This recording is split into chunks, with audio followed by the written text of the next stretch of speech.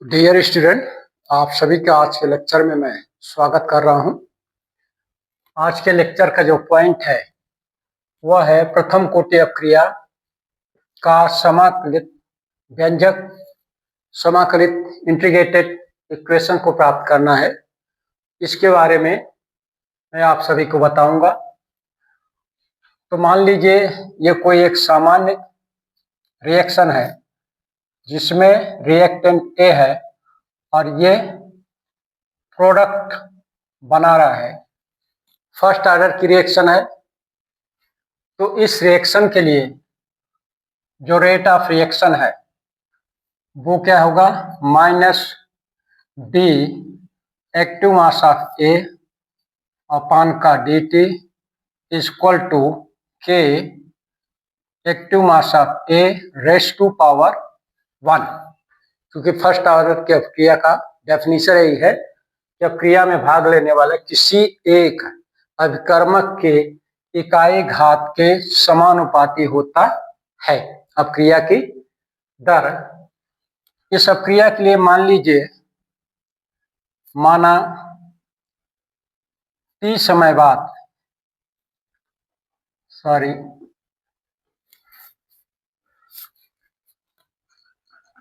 माना अभिकर्मक ए की प्रारंभिक सांद्रता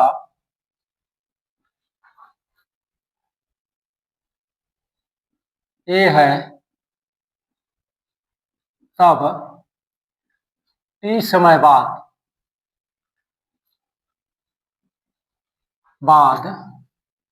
यदि x मोल ए से टूटकर उत्पाद बना लेते हैं, तब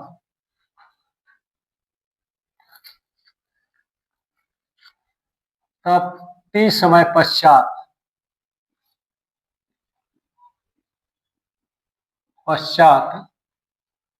अभिकर्मक की सांद्रता कितनी होगी, ए माइनस का एक्स। अगर सांद्रता क्या है, ए की प्रारंभिक सांद्रता यहाँ पर ए मान लीजिए ए है, तब टी समय बाद अपक्रिया जब प्रोसीड होती है तो टी समय बाद इसको क्या किया जा रहा है, कंसीडर किया जा रहा है। यह टी समय बाद एक्स मोल एक्स से टूट जाते हैं, अभिकर्मक ए से टूटकर उत्पाद में बदल जाते हैं, तब टी समय बाद अभिकर्मक ए की सांद्रता क्या हो जाएगी, ए माइनस एक्स होगी। तब अभिक्रिया की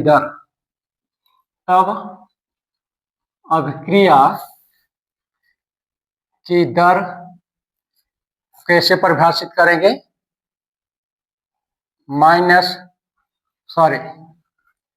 परिभाषित होगी D active mass of A upon का डी टी इजुकल समानुपाती ए माइनस का एक्स, या फिर आप इसी को लिख सकते हैं D active mass of A upon का D T is equal to K bracket में ए माइनस का एक्स। या फिर इसी को रीअरेंज करते हैं, रीअरेंज करने पर इस समीकरण को रीअरेंज कर देते, इसका नाम एक कर देते हैं, तो ये हो जाएगा D active mass of A upon का A minus X is equal to K D T. कहने का मतलब इस पोर्शन को यहां लगा दिए हर में और इसका क्रॉस प्रोडक्ट इसमें कर दिए, ये मान लीजिए समीकरण 2 हो गया। समीकरण समीकरण 2 का दोनों पक्षों का समाकलन करने पर, समाकलन करेंगे दोनों पक्षों का, तो ये हो जाएगा integration of D A upon का A minus X is equal to K D T integration. इस तरह से जब इसका इंटीग्रेशन करेंगे तो ये हो जाएगा नेचुरल इंटीग्रेशन पर log A minus X is equal to K T plus का सी, जहां पर सी क्या है, इसको बोला जाता है समाकलन स्थिरांक। मैथमेटिक वाले स्टूडेंट अच्छे से समझते होंगे। तो ये समाकलन स्थिरांक है और इस प्रकार का ये इसका समाकलन वैल्यू आ जाती है minus L N A minus X बराबर का के टी प्लस का सी।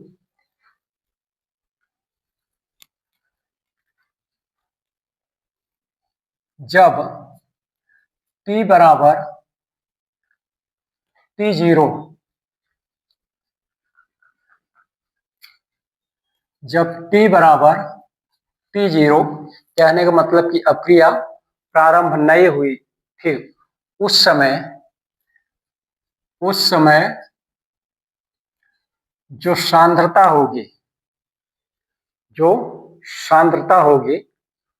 वो क्या होगी, उस समय सांद्रता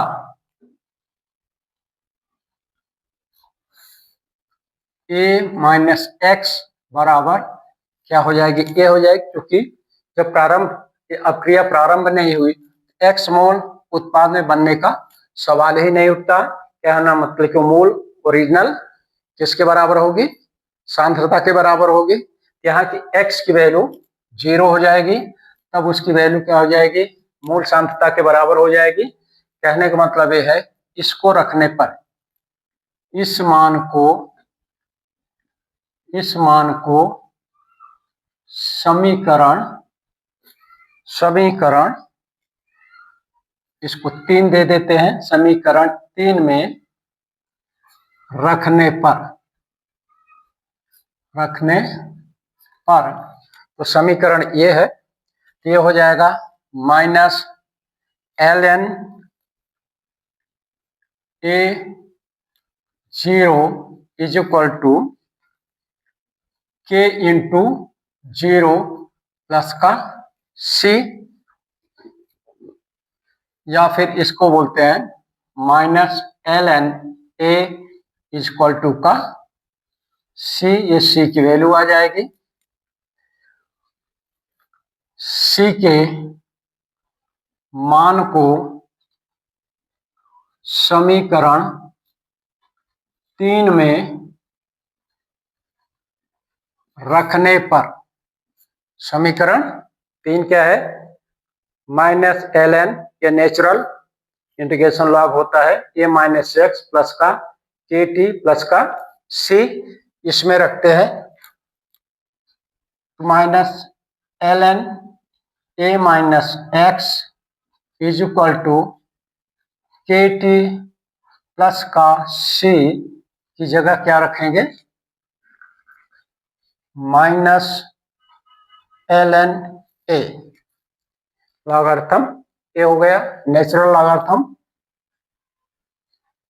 इसको पक्षांतर करते हैं, पॉजिटिव वैल्यू एक तरफ, निगेटिव वैल्यू एक तरफ, तो ये हो जाएगा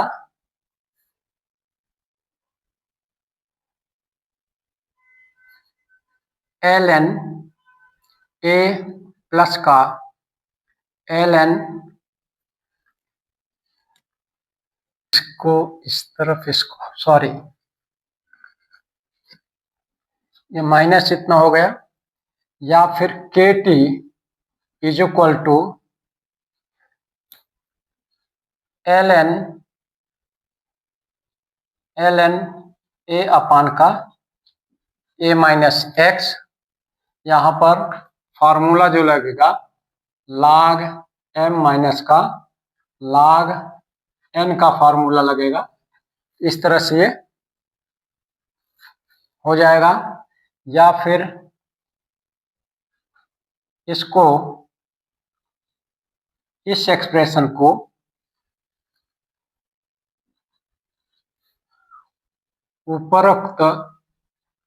उपरोक्त समीकरण को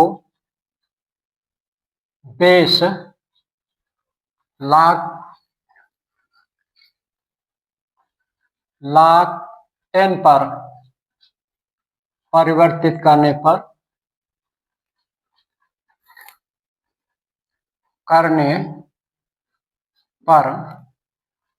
के T is equal to 2.303 log 10 A upon का ए माइनस एक्स, या फिर के इक्वल टू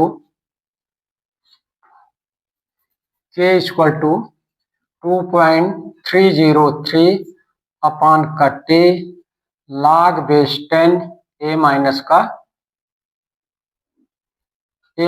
का एक्स। तो this is the integrated equation for first order reaction. Dear student, थोड़े सा प्रॉब्लम हुई। इस तरह से फर्स्ट ऑर्डर रिएक्शन के लिए इंटीग्रेटेड फार्मूला होता है। ये तो इसको समझ गए। एक बार मैं फिर से समझा देता हूं। ये कोई जनरल रिएक्शन है। इस रिएक्शन का according to the definition of the rate of reaction for the first order reaction, ये होगा minus D active mass of A upon D T equal to K into active mass of A raise to power 1 first order reaction. माना कर्मक ए की प्रारंभिक सांद्रता ए है, तब T समय बाद यदि एक्स मोल इससे अपघटित होकर उत्पाद बना लेते हैं तो टी समय ए की सांद्रता क्या होगी, ए माइनस एक्स होगी। तब टी समय बाद इस अभिक्रिया की दर कैसे डिफाइन करेंगे, इस तरह से डिफाइन किया जाएगा, या फिर आप इसी को इस तरह से लिख सकते हैं। रीअरेंज करने पर, इस समीकरण को रीअरेंज करने पर, कहने रीअरेंज करने में क्या होगा, ये इधर कर दो, ये इधर कर दो, क्रॉस प्रोडक्ट कर दो, तो आपको ये फार्मूला मिल जाएगा, ये इक्वेशन मिल जाएगा, एक्सप्रेशन। इस समीकरण का दोनों तरफ क्या कर दिए, समाकलन कर दिए। तो समाकलन करने के बाद ये नेचुरल समाकलन हो रहा है log पर, ये हो जाएगा ln a माइनस ए के टी प्लस का सी। समाकलन